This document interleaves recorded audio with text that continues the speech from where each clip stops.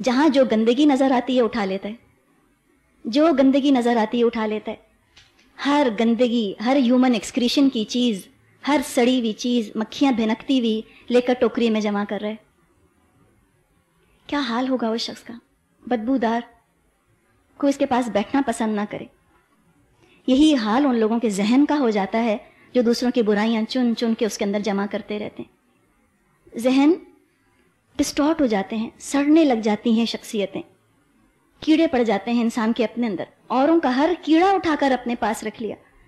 کسی کے سر میں جوئیں ہیں، کبھی ہم نے ایسے کہ ساری جوئیں اپنے سر میں لے لیں، سارے کھٹمل اپنے اوپر لے لیے، سارے کاکروچ چھپکلیاں لوگوں کے اپنے گھر میں جمع کر لیں. یہ ہم کرتے ہیں. اس لیے کہ جب یہ کرتے ہیں پر عیب جوئی کرتے ہیں، ان کے گناہ بھی تو لے رہے ہیں نا، ان کے حصے کے سانپ بچھو بھی خود ہی سمیٹ رہے ہیں سارے بیٹھے ہوئے.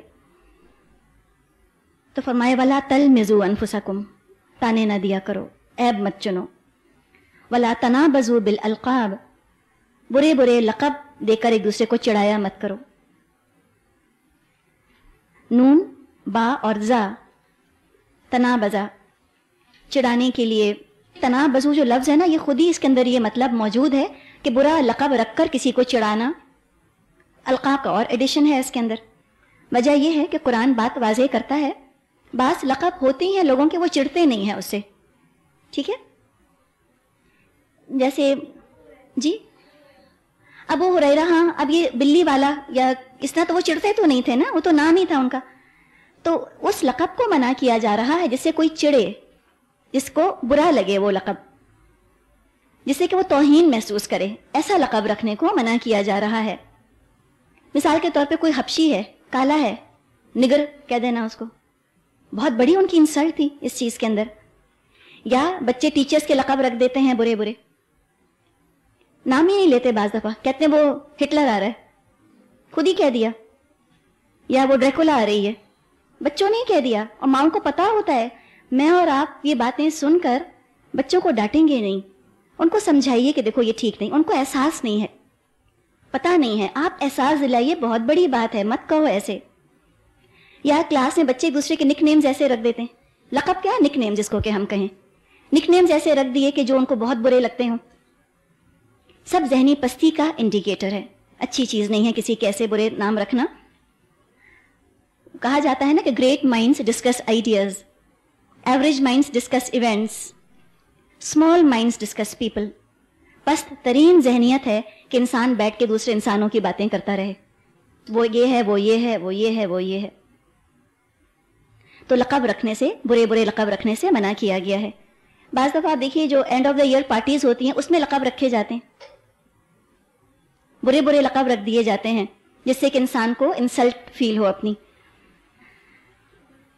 دوسری چیز یہ کہ کسی شخص سے گناہ ہوا ہو، اس کا گناہ عام ہو گیا، گناہ ہوا اس سے عام بھی ہو گیا، لوگوں کو پتہ چل گیا، اور بعد میں اس نے توبہ کر لی، اس کا بھی لوگوں کو پتہ چل گیا کہ بھئی یہ پہلے کام کرتا تھا اور اب یہ کام نہیں کرتا، چھوڑ دیا ہے اس نے.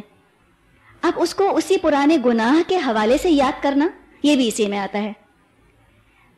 مثال کے طور پہ کہنا کہ اچھا ان کی وہ والی بیٹی جس کا افیئر تھا، یہ چیز ایک چیز ہے، ہو چکی، گئی، ینگ تھی، جذباتی تھی، نادان تھی، کیا ہوا کیا نہیں ہوا، پاؤں کہیں اس کا پھسل گیا، اب شادی شدہ ہو گئی، 4 بچوں کی ماں ہو گئی، گزر گیا زمانہ. اب اس کو اس پرانے ایپ سے یاد کرنا، ہاں اس کا اس زمانے میں افیئر تھا. کہا ولا تنابزوا بالالقاب، یہ کام نہیں کرو. یا کہنا کہ وہ جو بہت شراب پیا کرتا تھا ایک زمانے میں، ہاں بھئی بڑے قصے ہیں ان کے، تو کیا کسینوں جا کے بیٹھا کرتے تھے اور کیا کیا کرتے تھے. اب وہ نمازی ہو گئے ہیں، داڑھی رکھ لی ہے، مسجد جاتے ہیں، اور ان کے پرانے گناہوں سے ذکر کرنا. حدیث میں آتا ہے کہ جو شخص کسی مسلمان کو ایسے گناہ پر آر دلائے جس سے اس نے توبہ کر لی ہے، تو اللہ اپنے ذمے لے لیتا ہے کہ اس کو اسی گناہ میں مبتلا کر کے دنیا اور آخرت میں رسوا کرے گا. اگر کسی کی بیٹیوں کے افیئر کا یوں تذکرہ کیا، آپ کے اپنے بچے اسی مبتلا ہو جائیں گے. ایسی خواتین کو دیکھا ہے جو دوسروں کی بیٹیوں کے پیچھے بہت پڑا کرتی تھیں، ان کے اپنے گھروں کے اندر سارے قصے ہو گئے. اللہ اپنی پناہ میں رکھے، بہت پناہ مانگیے، کسی کا ہے پتہ چل جائے اس کو چھپا لیجئے. تو یہ جو بات یہاں فرمائی ہے کہ ایک دوسرے پر تان مت کرو. جو اس طرح تان کرتا ہے یا برے لقب لگاتا ہے، جو ہم نے پڑھا نا یہاں پہ کہ ولا تنابزوا بالالقاب اور ولا تلمزوا انفسکم، دونوں ہی باتیں جو شخص یہ کام کرتا ہے ہم دیکھتے ہیں کہ وہ خود ہی بہت گھٹیا دوسروں کی نظر میں ہو جاتا ہے، لوگ ہی اس کی عزت نہیں کرتے. اس وقت تو لوگ بہت شوق سے سن لیتے ہیں وہ ساری باتیں، لیکن بعد میں اس شخص کی عزت نہیں ہوتی، دوسروں کا مذاق اڑا رہا ہو یا طنز اور طعنہ کر رہا ہو. ساری عمر ایسے لوگ جو ہیں وہ بے عزت رہتے ہیں، ان کی حرکتوں کی وجہ سے کوئی ان کی عزت نہیں کرتا. اور پھر آپ دیکھیے کہ ایسے لوگوں کو ساری عمر شکایت رہتی کہ لوگ ہماری عزت نہیں کرتے. کیسے کر سکتے ہیں جب آپ کا رویہ ایسا، جب اس طرح آپ مذاق اڑاتے ہیں دوسروں کا. اسی کو آپ یہ دیکھیے کہ جو مذاق اڑانے کی بات ہے یا لقب رکھنے کی بات ہے، اتنا ہماری زندگیوں کے اندر شامل ہو گئی ہے یہ چیز. ایک مظاہرہ اس کا ملے گا آپ کو شادیوں کے موقع پہ. شادیوں کے موقع پہ جو گانے گائے جاتے ہیں کھلم کھلا اس میں لقب رکھے جاتے ہیں، کھلم کھلا سسرال والوں کا مذاق اڑایا جاتا ہے، باقاعدہ ان کی برائیاں کی جاتی ہیں. اوروں کی تحقیر کر کے خود لطف اٹھانا یہ ہمارا حال ہو گیا ہے. کہتی ہیں بچیاں ہیں مزاق کر رہی ہیں، ہنسنے بولنے کے دن ہیں، ہنسنے بولنے دو. نہیں، یہ کیا طریقہ ہے ہنسنے بولنے کا؟ اور پھر آپ دیکھیں کہ اسی طرح ان گانوں کی وجہ سے بعض دفعہ لڑائیاں بھی ہو جاتی ہیں. برا لگ گیا کسی کو، کوئی پہلے ہی اپنے رنگ پر کانشیس ہے، اب گانوں میں جو بنایا کہ اچھا ہماری بہن کی دیورانی، اس کا رنگ یوں، اس کے رنگ پر ہی گانے بنا دیے، اس کو برا لگ گیا. اب آپ دیکھیے ساری عمر کے لیے زہر گھول دیا چند بے احتیاطی کے الفاظ کی وجہ سے.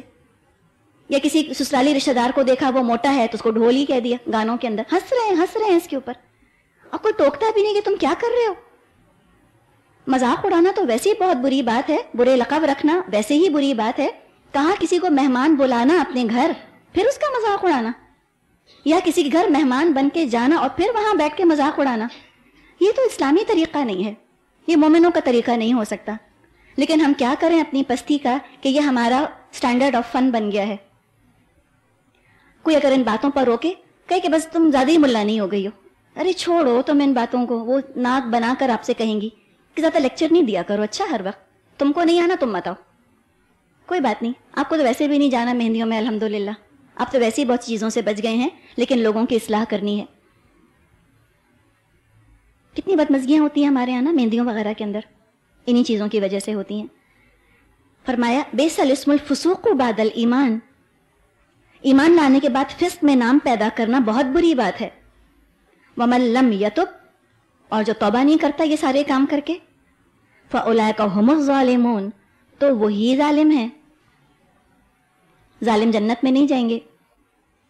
بالکل جیسے ہم کہتے ہیں نا کہ فلاں چیز کے تو نام سے بھی گھن آتی ہے، اس کا تو نام بھی اچھا نہیں لگتا. تو جس چیز کا نام تک برا ہو وہ خود کتنی بری چیز ہے. تو فرمایا گناہ کا تو نام ہی اتنا برا ہے، اس سے کوئی مزہ کیسے لے سکتا ہے؟ ایمان کی لذت حاصل ہونے کے بعد ان باتوں میں کسی مومن کو مزہ نہیں آ سکتا کہ مذاق میں دوسروں کا مذاق اڑا رہے ہیں. اگر کبھی ہو بھی جائے، زبان پھسل ہی جائے، انسان کی طبیعت پر بوجھ رہتا ہے. تو کیا کریں؟ توبہ کر لیں، استغفار کر لیں، ارادہ کر لیں کہ اللہ آئندہ ہم یہ کام نہیں کریں گے. تو جن لوگوں کو طنز اور طعنے کی عادت ہوتی ہے، ایک تو یہ کہ ایسے لوگوں سے محبت کوئی کر نہیں سکتا. سمجھ رہے ہوتے ہیں کہ دوسروں کی زندگیاں تلخ کر رہے ہیں، اپنی ہی آخرت انہوں نے برباد کر لی ہوتی ہے. بعض دفعہ لوگوں کا طریقہ یہ ہوتا ہے، وہ ان کی لا علمی ہے، مذاق کرتے ہی اس طرح سے کہ مذاق اڑاتے ہیں. انداز ہی ہوتا ہے، کسی کو دیکھا سڑے ہوئے لگ رہے ہو، اس کو دیکھا پاگل لگ رہے ہو، کسی کو دیکھا کہہ دیا دماغ خراب ہے تمہارا. ہنس رہے ہیں، یہ ہنس ہنس کا کہہ رہے ہوتے ہیں. اگر آپ نے ان کو روکا تو رونے بیٹھ جائیں گے کہ ہم تو اتنی اپنائیت رکھتے ہیں تم سے، ہم تو اتنی محبت کرتے ہیں اور تم برا مانتے ہو ہماری باتوں کا. مسئلہ کیا ہے کہ بچپن سے ان کی ماؤں نے سکھایا ہی نہیں ان کو کہ مذاق اور مزاح میں کوئی فرق ہے. ان کی عادت پختہ ہو گئی، اب وہ تھوڑی آگے کسی کی بات سنیں گے. بچپن سے ہی فرق واضح کر دیجئے. مذاق اڑانے کی مذاق میں بھی اجازت نہیں ہے. مذاق کا طریقہ یہ نہیں ہے کہ دوسروں کا مذاق اڑایا جائے. دوسرے کی عزت نفس کا بہت خیال رکھنا ہے، اس کو ٹھیس نہ لگنے پائے. آگے فرمایا آیت نمبر 12 آ رہی ہے نا جی.